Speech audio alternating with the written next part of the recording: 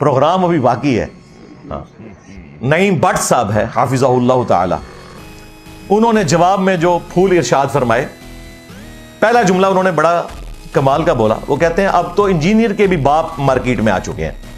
ان کا انجینئر تو اس بڑے لیول کا گمراہ نہیں ہے, اس سے بڑے بھی آ چکے ہیں, اور اس کے لیے باپ کا لفظ استعمال کیا, اور ساتھ کہا کہ انجینئر تو پھر بھی 4 باتیں کوئی خیر کی کر دیتا ہوگا, لیکن اس کے بھی باپ مارکیٹ میں آ چکے ہیں. اب یہ جو باپ کا لفظ انہوں نے استعمال کیا, ہم اس سے کوئی نیگیٹو نہیں لیں گے. بالکل ان کا کہنے کا مطلب تھا کہ اس سے زیادہ گمراہ لوگ ان کے سامنے آ چکے ہیں. تو یہ ان کا اپنا خیال ہے, ہمارا اس میں ان سے علمی اختلاف ہے. کیوں؟ وہ بھی کیا دن تھے, ہم بھی ایک جن تھے. آج ہم دیو ہیں, ان جنوں کے بھی پیو ہیں, بلکہ دیو کے بھی پیو ہیں, دیوبند والا دیو. اب پیو کہتے ہیں پنجابی زبان میں باپ کو. جب میں یہ بات کرتا تھا کہتے ہیں بڑی روڈ لینگویج استعمال کرتا ہے. لو ہاں اللہ تعالیٰ نے تم سے دنیا میں بدلہ لیا ہے. نعیم بٹ صاحب نے بھی یہ جملہ استعمال کیا کہ انجینئر کے بھی باپ آ چکے ہیں. میں نے اس کا کوئی رزلٹ نہیں نکالا کہ انہوں نے مجھے کسی اور باپ کی طرف منسوب کیا ہے اور میرے بگوٹن فادر کی وہ بات کر رہے ہیں. تو ہمارے بھی ان جملوں میں بگوٹن کی بات نہیں ہو رہی ہوتی, استاد کی بات ہو رہی ہوتی. کہتے نہیں انجینئر صاحب خود مان رہے ہیں کہ میں دیو ہوں اور دیو شیطان ہوتا ہے. تو یہ کیا بات کر دی انجینئر صاحب نے, بھائی میں تم لوگوں کو جن کہہ رہا ہوتا ہوں اور جن بھی شیطان ہوتا ہے. لو زامو کہیں گے نہیں وہ محاورتاً بات ہو رہی ہے. تو بریلوی کہتے ہیں دیوبند کو, وہ کہتے ہیں دیوبند شیطانی گروہ. بند کہتے ہیں گروہ کو, دیو کہتے ہیں شیطان کو. اچھا دیوبندی کیا کہتے ہیں؟ وہ کہتے ہیں نہیں, دیو شیطان ہے اور بند, دیوبند نے شیطان کو بند کیا ہوا ہے. شیطان نہیں بند ہویا, دیوبند نے دماغ بند کیتا ہے جو ہم نے کھول دیا اللہ کے فضل سے. انہوں نے پہلے چکھا ہوا ہے جو سٹوریاں لکھی ہوئی ہیں تمہاری کتابوں میں. آج انشاءاللہ میں اس کا پوسٹ مارٹم بھی کروں گا. تو تم لوگ تو پہلے ہی موجود تھے, ہم تو بعد میں آئے ہیں, اور ہم نے بتایا کہ یہ باسی سبزی نہیں بیچ رہے, یہ بھوسا بیچ رہے ہیں سبزی کہہ کے. یہ بھوسا تم نے بیچا تھا, یہ تم نے لوگوں کو بتایا تھا کہ رفع الیدین اس لیے ہوتا تھا کہ بغلوں میں بت رکھ کے آتے تھے. تو تمہاری سزا یہی تھی کہ تم پر اتنی بڑی بلا چھوڑی جاتی. میرے نبی سا ہے ہی کوئی نہیں, تیرے بابے تھے شاہ ہی کوئی نہیں. بچے بچے کو یہ رٹوا دیا ہے. آج کا نعرہ یہی ہے بھائی, بلکہ آج کا نہیں, یہ اب نیو ورلڈ آرڈر ہے اللہ تعالیٰ کی طرف سے کہ میرے نبی سا ہے ہی کوئی نہیں, تیرے بابے تھے شاہ ہی کوئی نہیں. اگر رسول اللہ کے ساتھ وفاداری کرنی ہے, ان بابوں سے دستبردار ہونا ہوگا, اوریجنل بابوں کو ماننا پڑے گا. ہم نے بتایا اس دعوت حق کو کہتے ہو یہ باسی سبزی ہے, تم نے بھوسا بیچا. رفع الیدین کے خلاف نفرت بھری کہ جی حکم کدھر ہے. دوسری طرف تم لوگوں نے مسواک یہاں لگائی ہوتی ہے, اور یہاں رفع الیدین کی باری ہے, یہ سنت ہی ہے, چھوڑ دو. تو چھوڑ دو نا, پگڑیاں بھی اتار دو, زلفیں بھی کٹوا دو, یہ بھی سنت ہے نا, یہ واجبہ تو نہیں ہے نا. مسواک بھی چھوڑ دو. اور رفع الیدین جو وہ سنت تھی کہ جو نماز کا طریقہ ہے, اس کے بارے میں کیا خیر ہے, سنت ہی تو ہے. حکم دکھایا, ہم نے حکم بھی دکھا دیا. نبی علیہ السلام کی وفات سے چند مہینے پہلے جو شخص مسلمان ہوا ہے, مالک بن حویرث, غزوہ تبوک کے موقع پر, اس کی حدیث ہے بخاری اور مسلم میں کہ نبی علیہ السلام نے ان سے فرمایا تھا صلو کما رأیتمونی اصلی, دیکھو نماز ویسے پڑھنا جس طرح مجھے نماز پڑھتے ہوئے دیکھ رہے ہو. تو مان کیوں نہیں لیتے کہ اللہ کی غیبی تائید ہے. میرے نبی سا ہے ہی کوئی نہیں, تیرے بابے تھے شاہ ہی کوئی نہیں. تو اب جب کبھی کوئی یہ کہے نا کہ جو میرے سلسلے میں بیعت ہو میں اسے جنت میں لے جاؤں گا, میں اس وقت تک جنت میں نہیں جاؤں گا جب تک کہ اسے لے نہ جاؤں, تو آپ نے انجینئر صاحب کی بات غور سے سننی ہے کہ بابے تھے شاہ ہی کوئی نہیں. کہ ہم باسی سبزی بیچ رہے ہیں, یہ آپ کے سامنے بھوسا رکھ رہے ہیں پچھلے کئی سو سال سے. اور اصل دین کیا ہے قرآن و سنت میں ساتھ ساتھ اس کی انجینئرنگ کروں گا, بتاؤں گا فضائل اعمال میں یہ لکھا ہوا ہے, قرآن و سنت میں یہ لکھا ہوا ہے, بالکل 180 ڈگری. اور میرے مخاطبین اس وقت تبلیغی جماعت کی پبلک ہے جن سے میں بہت محبت کرتا ہوں, اور میں چاہتا ہوں کہ وہ تڑپ والے لوگ ہیں وہ حق بات قبول کریں گے, اور کئی لوگوں نے کیا اللہ کے فضل سے. یہاں پر ہر دفعہ الحمدللہ 300 400 بعض اوقات 500 لوگ آتے ہیں, اور پہلی دفعہ آتے ہیں. پچھلے 15 سالوں سے یہ روٹین ہے. آپ ریئل ٹائم مجھے بتائیں, آج 16 فروری 2025 کو آپ میں سے کتنے لوگ ہیں جو پہلی دفعہ ہماری اکیڈمی آئے ہیں؟ یہ کہتے ہیں جی انجینئر صاحب بند کمرے میں بیٹھ کے لگے رہتے ہیں, اور خود بند کمرے میں بیٹھ کے پوڈ کاسٹ ریکارڈ ہو رہی ہوتی ہے. ہمارے یہاں پر ہر دفعہ نئے لوگ آتے ہیں اور ہم ریکویسٹ کرتے ہیں کہ اگلی دفعہ آنے کی ضرورت نہیں. تم تو کہتے ہو اگلی دفعہ 2 بندے لے کے آنے ہیں, ہم کہتے ہیں ہمارے پاس جگہ نہیں ہے, ادھر بیٹھ کے تسلی سے سنیں. تو اللہ کا شکر ہے تمہاری پبلک تھی, یہاں آ گئی ہے نا, حق بات قبول کی ہے. تو یہ بند کمرے کی جو رٹ لگائی ہوئی ہے, اب تمہارے گھر تک یہ ہیٹ پہنچ چکی ہے, تمہارے بچوں کے موبائلوں کے اندر حق بات پہنچ چکی ہے. اور اگلے دن ایک مولانا کو میں سن رہا تھا, وہ کہہ رہے تھے کہ انجینئر صاحب کی دعوت تو ساری یوٹیوب پہ, آج یوٹیوب ختم ہو جائے تو دیکھیں ہمارے پاس تو مدرسے ہیں, ہم تو اپنا معاملہ لے کے چلیں گے. میرے بھائی پہلی بات ہے کہ یہ تمہاری وہی خواہش ہے جو سلطنت عثمانیہ کی تھی کہ دشمنوں کی توپوں میں کیڑے پڑ جائیں. کوئی نہیں پڑے, سلطنت عثمانیہ ہی ختم ہوئی ہے. تو اس خام خیالی سے باہر نکلو. پہلے ہی تمہاری جنریشن ٹرانسفارم ہو چکی ہے. اس وقت دنیا میں لاکھوں نہیں کروڑوں لوگ ہیں جن کو یہ پتا چل چکا ہے کہ ہم نے قرآن و سنت کے ریفرنس کے بغیر کسی کی بات قبول نہیں کرنی. اور ان کی نسلیں ذرا آپ دیکھیں جب ملٹیپلائی ہوں گی تو کہاں تک بات جائے گی. آپ ہمارے 30 لاکھ سبسکرائبر نہ دیکھیں آفیشیل چینل کے, سبسکرائبرز تو سمجھ لیں 10واں حصہ بھی نہیں ہے جتنے لوگوں تک تعارف پہنچ چکا ہے. تو کہتے ہیں کہ سفر 1357 بمطابق 1938 میں ایک مرض کی وجہ سے دماغی کام سے روک دیا گیا. وہ کہتے ہیں مجھے کوئی ایسی بیماری لگ گئی کہ ڈاکٹر نے کہا کہ آپ نے دماغی کام کوئی نہیں کرنا. کون سا کام؟ دماغی. دیوبند دماغ بند. تو انہوں نے کہا اب دماغ تو میرا ہو گیا بند, تو اب میں دیوبندیوں کے لیے کام کر سکتا ہوں. اب جملے دیکھیں, وہ کہتے ہیں مجھے کام سے روک دیا, دماغی کام سے. تو میں نے کہا کہ میں اب ان خالی ایام کو اس بابرکت مشغلے میں صرف کروں کہ یعنی کتاب لکھ دوں جو کئی سالوں سے نہیں لکھ سکا. پھر اگلے جملے اتنے زبردست ہے, وہ کہتے ہیں اگر میرے یہ اوراق پسند خاطر نہ بھی ہوئے تب بھی میرے خالی ایام تو اس مشغلے میں کٹ ہی جائیں گے.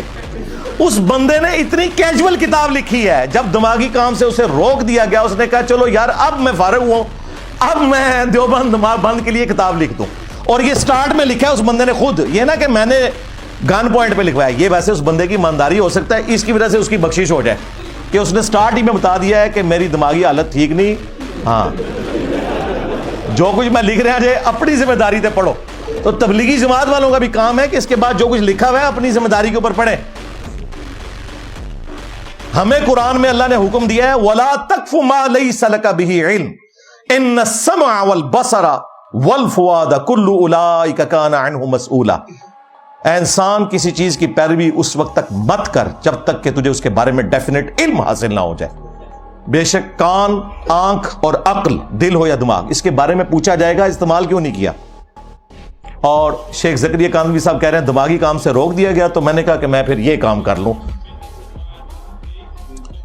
ریفرنس نمبر 2 پیج نمبر 560 پر فضائل اعمال کے, وہ کہتے ہیں کہ امام ابو حنیفہ رحمۃ اللہ علیہ کو اللہ تعالیٰ نے صاحب کشف بنایا تھا. وہ جب کسی کو وضو کرتا ہوا دیکھتے تھے نا تو انہیں اس شخص کے گناہ بھی دھلتے ہوئے نظر آ جاتے تھے, حتیٰ کہ یہ پتا چل جاتا تھا کہ یہ گناہ کبیرہ کر کے آیا ہے, صغیرہ کر کے آیا ہے, کوئی مستحب چھوڑ کر آیا ہے, یا کوئی خلاف اولا چیز چھوڑی ہے, کوئی مکروہ کام کیا ہے. پھر وہ لوگوں کو بتا بھی دیتے تھے کہ آج تو نے فلاں کام کیا ہے, توبہ کر. اور یہ صرف شیخ زکریا کاندھوی نہیں, مفتی تقی عثمانی صاحب نے درس حدیث کے اینڈ پہ ختم بخاری پہ یہ واقعہ سنایا ہے. لو سامو, حضرت امام ابو حنیفہ رحمۃ اللہ علیہ سے کے بارے میں منقول ہے، وضو کرتے تھے لوگ تو ان کو وضو کے پانی کے اندر لوگوں کے اعمال بہتے ہوئے نظر آتے تھے، کہ یہاں پر اعوذ باللہ اس میں چوری نظر آ رہی ہے، اس میں جو ہے غیبت نظر آ رہی ہے، اس میں جھوٹ نظر آ رہا ہے، وہ چلتا ہوا نظر آتا ہے۔ حضرت امام ابو حنیفہ رحمۃ اللہ علیہ کو اللہ تعالیٰ نے یہ کشف کا، اور اسی واسطے امام ابو حنیفہ کا مسئلہ کیا ہے کہ مائع مستعمل ناپاک ہے، وہ اسی لیے کہ آنکھوں سے دیکھ رہے تھے کہ وہ اس میں جو ہے گناہوں کی گندگیاں بہ رہی ہیں، تو انہوں نے کہہ دیا کہ مائع مستعمل ناپاک ہے۔ مفتی اعظم پلانٹ ارتھ دیوبند تقی عثمانی صاحب یہ سنا چکے ہیں واقعہ۔ اب صحابہ کرام کو تو اس قسم کا کوئی کشف حاصل نہیں تھا کہ وہ ایک دوسرے گناہ دھلتے ہوئے دیکھ لیتے، اور دیکھیں اس نے کتنا خطرناک کھیل کھیلا، اپنے بابے کی شان بیان کرنے کے لیے اتنا بڑا جھوٹ گھڑا جو اللہ تعالیٰ پر بھی جا کے جھوٹ چسپاں ہو جائے گا۔ اللہ تعالیٰ ستار العیوب ہے، گناہوں پر پردے ڈالنے والا۔ کیا اللہ اپنے بندوں کے گناہ دھلتے ہوئے کسی دوسرے بندے کو دکھائے گا؟ امام حنیفہ لوگوں کے گناہ دھلتے ہوئے دیکھتے تھے، جھوٹ فراڈ سب کہانیاں جھوٹ تے کوڑ مار دے رہے ہو۔ ریفرنس نمبر 3 پیج 484 پر کہتے ہیں جی شیخ ابو یزید قرطبی فرماتے ہیں کہ میں نے ایک شخص کے بارے میں سنا کہ اسے جنت اور دوزخ کا کشف ہو جاتا ہے، وہ دنیا میں بیٹھ کے بتا دیتا ہے کون جنتی ہے اور کون جہنمی، اور کہتے ہیں یہ بات بھی میں نے سن رکھی تھی، سنا کے سننی ٹنی پڑھ پڑھا کے سنی نہیں، کہ 70,000 دفعہ اگر کوئی شخص اپنی زندگی میں لا الہ الا اللہ پڑھ لے اور سٹور کر کے رکھ لے، قیامت والے دن اس کی مغفرت ہو جائے گی، بلکہ اگر وہ TCS کروا دے کسی بھی رشتہ دار کو اس کی بھی بخشش ہو جائے گی۔ کہتے ہیں میں نے ایک نصاب پڑھ کے اپنی بیوی کے لیے رکھا ہوا، اپنے رشتہ داروں کے لیے، اور کہتے ہیں میں نے کئی ریزرو 70,000 کے نصاب رکھے ہوئے تھے۔ پچھلے دنوں جب خادم رضوی صاحب فوت ہوئے تھے، طارق جمیل صاحب نے ویڈیو میں کہا کہ میں نے ایک نصاب 70,000 کا پڑھوا کے خادم رضوی صاحب کو بخشا ہے، وہ ادھر سے ہی انہوں نے بخشا ہوا تھا طارق جمیل صاحب نے۔ اب شیخ زکریا کاندلوی صاحب ان بزرگوں کے بارے میں لکھتے ہیں کہ انہوں نے اس نوجوان کو جسے کشف ہوتا تھا اسے کھانے پہ بلایا، تو کھانا کھاتے ہوئے اس نے اچانک چیخ ماری اور رونا شروع کر دیا اور کہا کہ میری ماں کو فرشتے جہنم کی طرف لے کے جا رہے ہیں، دنیا میں بیٹھ کے، نبی نہیں، صحابی نہیں، تبع تابعی نہیں، یہ کوئی 7ویں 8ویں صدی ہجری کا واقعہ ہے۔ تو وہ قرطبی صاحب کہتے ہیں میں نے دل میں نا جو 70,000 ایک نصاب پڑھ کے رکھا وطن لادہ سے، اس پہ مور لگائی، اسی ٹائم TCS کر دیا اس کی ماں کو، یعنی کہ سالے ثواب کر دیا۔ تو ایک دم وہ ہنسنا شروع ہو گیا، اس نے کہا کہ فرشتے میری ماں کو جنت کی طرف لے کے جا رہے ہیں، وہ آپ کی TCS ڈاک پہنچ چکی ہے۔ اچھا، اس کے بعد شیخ قرطبی کہتے ہیں کہ اس واقعے سے مجھے 2 فائدے ہوئے۔ ایک تو مجھے یہ پتا چل گیا کہ 70,000 والی بات درست ہے، چیک ہو گئی، اور دوسرا یہ پتا چلا کہ یہ جو بزرگ ہیں، نوجوان لڑکا جو روحانی بزرگ ہیں، ان کی بزرگی بھی جسٹیفائی ہوگی کہ واقعی میں نے تو دل میں سالے ثواب کیا تھا اور وہ سب کچھ ہو گیا۔ اب مجھے بتائیں جن لوگوں کا انٹلیکچوئل لیول یہ ہے کہ ایک بندے کی ایکٹنگ کرنے کے اوپر جو پتہ نہیں واقعہ ہے بھی ہے نہیں، قرآن و سنت کی تصدیقات اس کو تسلیم کر لیتے ہیں، بھئی کسی حدیث میں نہیں آیا کہ 70,000 دفعہ لا الہ الا اللہ پڑھنے سے کسی کی مغفرت ہو جائے گی، بالکل جھوٹ کہانی، اور نہ اس دنیا میں بیٹھ کے کوئی آخرت کی خبر دے سکتا ہے۔ ختم نبوت کے بعد یہ دروازہ بند ہو چکا ہے، پہلے غیر انبیاء کو کشف الہام ہو جایا کرتا تھا، اس کے اوپر میری تفصیلی ویڈیوز ریکارڈ ہیں، لیکن ختم نبوت کی وجہ سے دروازہ بند کر دیا گیا تاکہ غلام احمد قادیانی دجال یا اس کی طرح کا کوئی اور دجال یہ دعویٰ نہ کرے کہ میرا کوئی ڈائریکٹ رشتہ ہے۔ ریفرنس نمبر 4 پیج 427 پر کمال کی چیز ہے، کہتے ہیں جی ہمارے ایک صوفی بزرگ تھے عبدالعزیز دباغ، وہ کہتے ہیں بالکل امی تھے، وہ ان پڑھ، ان کے پاس کوئی ڈگری نہیں تھی، نہ کسی مدرسے کی نہ کسی اسکول کی، جس طرح باپا جانی ہے امیر اہل سنت، وہ باپا جانی دی ڈگری کتنے آئے؟ وہ کہتے ہیں میں نے 4 جماعتیں پڑھی ہیں ایک جگہ، 4 ایک جگہ، اگر وہی والی دوبارہ ریپیٹ کی ہیں تو ٹوٹل 4 ہیں، اگر جمع کر لیں تو 8 ہیں، میٹرک کی ڈگری بھی نہیں۔ اور امیر اہل سنت. اور یہ کہتے ہیں کہ ہمارے صوفی بزرگ تھے بالکل امی تھے, لیکن وہ کسی شخص کو قرآن حکیم یا حدیث بیان کرتے ہوئے سن کر اور اسے دیکھ کر بتا دیتے تھے کہ یہ آیت پڑھ رہا ہے, حدیث پڑھ رہا ہے, اور حدیث کون سی پڑھ رہا ہے, حدیث قدسی پڑھ رہا ہے یا نبی الاسلام کی حدیث پڑھ رہا ہے یا کوئی جھوٹی حدیث پڑھ رہا ہے. وہ کہتے ہیں جی, وہ دیکھ کے بتا دیتے تھے. کیسے؟ وہ کہتے ہیں کہ وہ فرماتے تھے کہ جب کوئی شخص قرآن یا حدیث پڑھتا ہے تو اس کے منہ سے نور نکلتا ہے, تو مجھے اس نور کی چمک سے اندازہ ہو جاتا ہے کہ یہ آیت پڑھی ہے اس نے, یہ آیت کا نور ہے, یہ حدیث قدسی کا نور ہے, یہ حدیث نبوی کا نور ہے. اور جب نور نہ نکلے تو مجھے پتا چل جاتا تھا یہ حدیث نہیں ہے. اندازہ کریں, یہ لوگ حدیثوں کو اس طرح جج کرتے ہیں. یعنی محدثین نے اپنی زندگیاں ویسے ہی گلا دی. یہ کہتے ہیں دائیں طرف سلام پھیرا سارے حافظ ہو گئے, بائیں طرف سلام پھیرا سارے ناظرہ ہو گئے. یہی باتیں ہیں نا. صحابہ کرام کو تو یہ حاصل نہیں تھا. ریفرنس نمبر 5 پیج نمبر 561 پر آپ یہ سنیں گے اور سر دھنیں گے ان کی عقل کے اوپر. کہتے ہیں ہمارے شاہ عبد الرحیم صاحب کا ایک خادم تھا. کہتے ہیں ہمارے بزرگوں کے خدام کی یہ حالت تھی, بزرگوں کو تو چھوڑ دیں, ان کا ایک خادم تھا جو کئی روز استنجے کے لیے جاتا نہیں تھا, اسے ہر جگہ انوار نظر آتے تھے. وہ کہتے ہیں کہ اس کے اوپر کشف کی ایسی کیفیت تھی کہ ہر جگہ اسے اللہ تعالیٰ کے انوار نظر آتے تھے, تو وہ ڈر کے مارے ٹوائلٹ میں بھی نہیں جاتا تھا کہ وہاں پہ بھی انوار نظر آئیں گے تو میں پیشاب کہاں کروں گا. یہ ان لوگوں کی عقل کا لیول ہے. اس نے تو یہ کہ انوار نظر آتے تھے, ان کو استنجے خانے میں انوار نظر آتے ہیں. ریفرنس نمبر 6 پیج نمبر 362 کہتے ہیں سعید ابن مسیب تابعی 50 سال تک عشاء کے وضو سے فجر کی نماز پڑھتے رہے. پھر کہتے ہیں ہمارے امام حنیفہ کے بارے میں بھی بعض لوگوں نے 40 سال اور بعض نے 50 سال.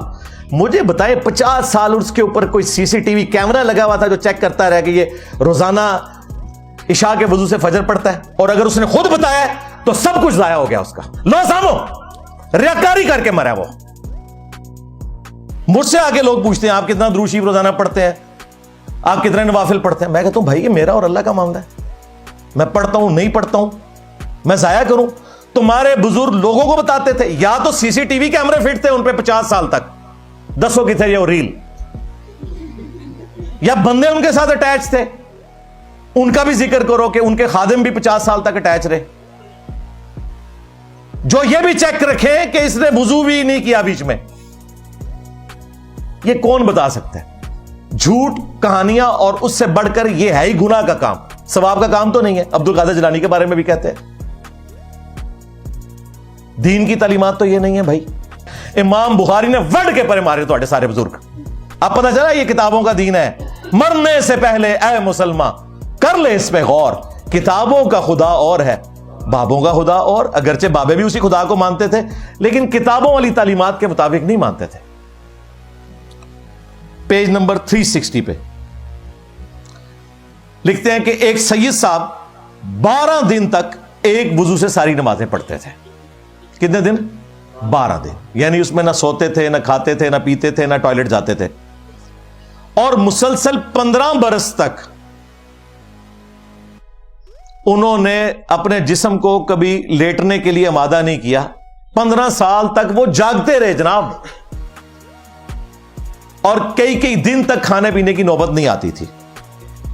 ہمارے ایک بزرگ تھے جو روزانہ 3 قرآن مکمل کر لیتے تھے, اور اس پر انہوں نے اکتفا نہیں کیا بلکہ کہا کہ ایک بزرگ ایسے تھے جو روزانہ 24 گھنٹے میں 8 قرآن پڑھ لیتے تھے.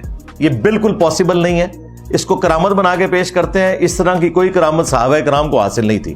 پیج 497 وہی مشہور بات جو بریلوی دیوبندی دونوں پیش کرتے ہیں. شیخ زکریا صاحب نے نقل کی کہ حضرت آدم علیہ السلام کی توبہ رسول اللہ کے وسیلے سے قبول ہوئی. وہ جعلی روایت المستدرک للحاکم کی پیش کی.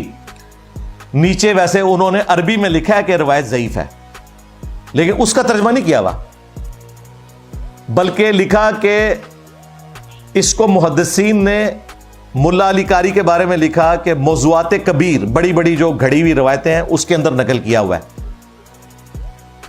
لیکن عقیدہ بیان کر دیا اس سے.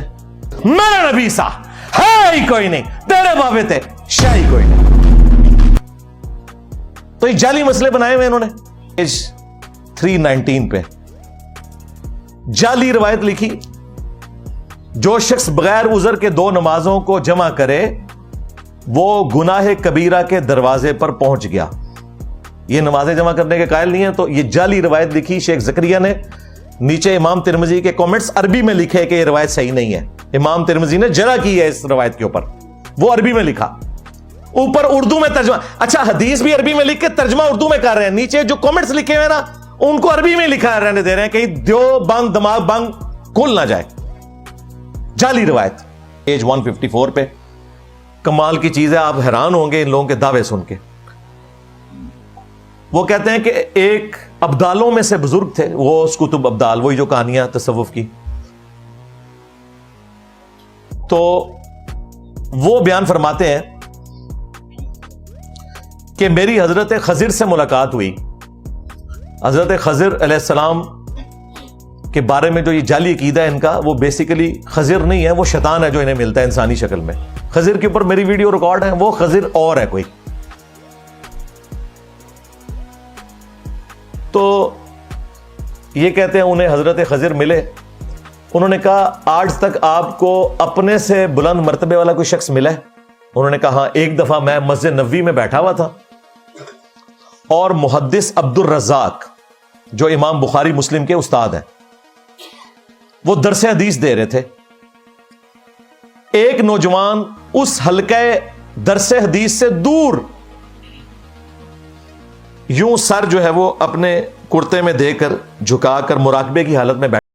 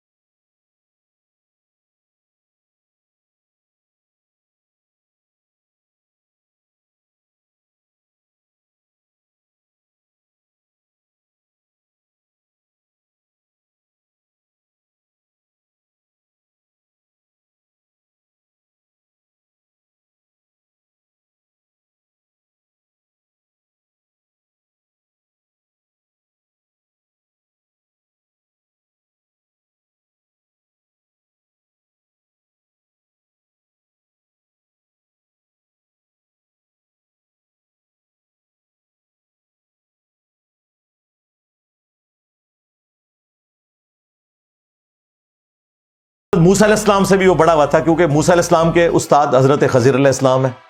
اسی طریقے سے انالوجی بنتی ہے. بالکل جھوٹ جعلی باتیں. یہ سارے ختم نبوت کے ڈاکو تھے. آج ہوتے نا, یقین کریں ان کی اسی طرح مٹی پلید ہوتی جس طرح آج کل کے بابوں کی ہو رہی ہے. سیدھی سی بات ہے. یہ ختم نبوت کے اوپر ڈاکہ ہے 157 پہ. یہ مشہور واقعہ کہ جی شیخ احمد رفاعی جب قبر رسول پر رسول اللہ کی وفات کے 550 سال بعد 555 ہجری میں حاضر ہوئے, کہا میں جب مصر میں تھا میری روح آپ کے آستانے کا طواف کرتی تھی, حاضری دیتی تھی. اب جسموں کے ملاپ کی باری آئی ہے, اپنا دست اقدس باہر نکالیں. خواب میں نہیں, بیداری میں کہتے ہیں 90,000 لوگوں کی موجودگی میں نبی اسلام نے قبر مبارک سے ہاتھ باہر نکالا. شیخ احمد رفاعی نے بوسہ دیا اور کہتے ہیں کہ ان 90,000 لوگوں میں عبد القادر جیلانی کا ذکر خیر بھی ملتا ہے, کیونکہ وہ شیخ احمد رفاعی کے پیر تھے. اور درس حدیث کے اینڈ پہ تقی عثمانی, مفتی اعظم دیوبند پلانٹ ارتھ, یہ واقعہ سنا رہے ہیں. تو مورخین نے لکھا ہے کہ جو ہی یہ شعر پڑھے تو روضہ اقدس میں سے نبی کریم سرور دو عالم صلی اللہ علیہ وسلم کا دست مبارک ظاہر ہوا. اور ہزاروں انسانوں نے یہ نظارہ کیا کہ دست مبارک ظاہر ہوا. احمد کبیر رفاعی رحمۃ اللہ نے دست مبارک کو بوسہ دیا اور دست مبارک پھر واپس کیا. اتنا عظیم الشان واقعہ ان کے ساتھ پیش آیا اور یہ مورخین نے متعدد تاریخوں میں لکھا ہے اور لکھا ہے کہ ہزارہ افراد کی موجودگی میں یہ واقعہ پیش آیا. یعنی ان کے بڑے بڑے علماء یہ واقعات بیان کرتے ہیں اور خواب کا ذکر نہیں، بیداری کا. اس پہ میں نے کہا تھا المہند میں جو تم نے لکھا ہے نا کہ نبی اسلام کی زندگی قبر میں دنیا کی سی ہے، وہ بھی ترجمہ غلط کیا، دنیاوی لکھا ہوا ہے. تم اس قسم کی دنیاوی زندگی مانتے ہو، آخرت کی زندگی نہیں مانتے. پھر اگلی بات، عبد القادر جیلانی تو بڑے بدبخت ہیں، انہوں نے ہاتھ نہیں چوما. مرید نے چوم لیا، شیخ احمد رفاعی نے، پیر نے نہیں چوما. اور 90,000 لوگ کیا ایک ہاتھ جو تھوڑا سا باہر نکلے اسے دیکھ سکتے ہیں؟ اور اس زمانے میں آج سے آلموسٹ کوئی 900 سال پہلے مسجد نبوی میں تو 90,000 کا مجمع ہی نہیں آتا تھا. آج بھی اگر 90,000 کا مجمع ہونا، قبر سے ہاتھ نکلے تو صرف قریب کے 100-150 لوگ دیکھ سکتے ہیں، الا یہ کہ کوئی بندہ جو ہے وہ 10ویں منزل پہ کھڑا ہو کے یوں ہاتھ ہلائے. اور یہ خواب نہیں، بیداری، بالکل جعلی بات. یہ آخری 2 ریفرنس سے آپ کو ان کی بیماری پتہ چلے گی کہ ان کے ساتھ مسئلہ کیا ہے. شیخ زکریا صاحب لکھتے ہیں کہ قرآن فہمی کے لیے اور اس کی تفسیر کے لیے 15 علوم چاہیے، اور 14 علوم تو انہوں نے گنوائے. اس کے بعد انہوں نے کہا جو 15واں ہے وہ وہبی ہے. وہبی نہیں، وہبی. وہبی گاڈ گفٹڈ، تاکہ اگر دنیا میں کوئی 14 علوم حاصل کر لینا اور کہے کہ جی میں اب آپ کو قرآن سے بتاتا ہوں کہ قرآن میں کیا لکھا ہے، تو یہ کہیں گے 15واں تو آپ کے پاس کوئی نہیں ہے نا، وہ تو وہبی ہے. وہ صرف علماء دیوبند کے پاس ہوتا ہے، اور دیوبندی عوام مان لے گی. بریلوی کہیں گے نہیں، وہ بریلوی علماء کے پاس ہوتا ہے. اہل حدیث کہیں گے وہ اہل حدیث علماء کے پاس ہوتا ہے. یہ پیچھے وہ ریزن ہے، قرآن کے دشمن ہیں یہ. یہاں پہ قرآن کو یاد کرنا آسان فرمایا ہے. بعض لوگ اس کا ترجمہ کرتے ہیں کہ ہم نے قرآن کو سمجھنے کے لیے آسان بنایا، تو وہ بیچارے قرآن پاک کو سمجھنا شروع کر دیتے ہیں. ایسے ایسے نوجوان قرآن کو ہاتھ میں لے کر اور اس کی تشریحات اپنی طرف سے کرتے ہوئے نظر آئیں گے، جن بیچاروں نے دین کی الف بھی نہیں پڑھی ہے. خود بھی گمراہ ہوتے ہیں، دوسروں کو بھی گمراہ کرتے ہیں. ایسا ہرگز نہیں کرنا چاہیے. قرآن سمجھنے کے لیے آسان نہیں ہے، یاد کرنے کے لیے آسان ہے. اب وہ یاد ایک معنوں میں تو درست ہے، یاد دہانی کے لیے یعنی نصیحت کے لیے. اور انہوں نے اس یاد ترجمے کے ذریعے یہ اچیو کیا کہ حفظ کے لیے. یہ بیٹھے ہوئے زاہد چیپا بھائی اسلام 360 والے، ان سے پوچھیں.